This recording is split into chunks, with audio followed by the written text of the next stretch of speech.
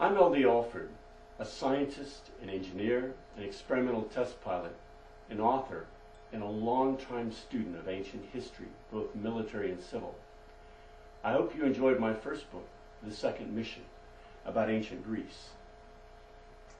I think you'll like this new book from Capstone even better. Before I write a book, I spend 1 to 2 years of intense historical study prior to putting ink to paper. I spent even longer on Centurion. I started writing the novel in 1989 while flying in Europe, and especially in Turkey.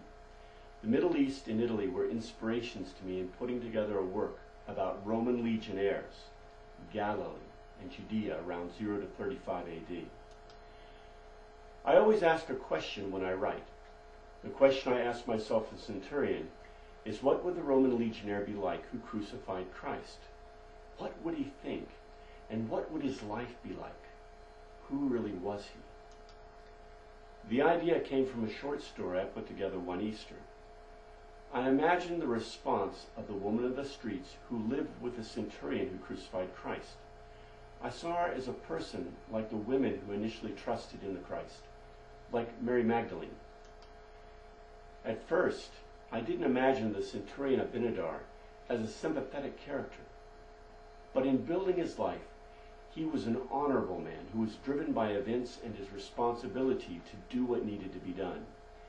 Each of the characters in the novel Centurion grew from the reality of their times and place in the society of 30 AD.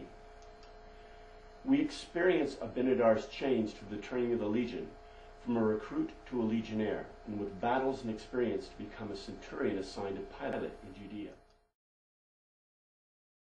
We see Ruth, the woman he rescues from the street, both vulnerable and yet powerful, a strength behind the compassion of the centurion. Finally, though a novel, Centurion is good history. For the reader, through the eyes of Abinadar, the world of 30 AD in Judea comes alive.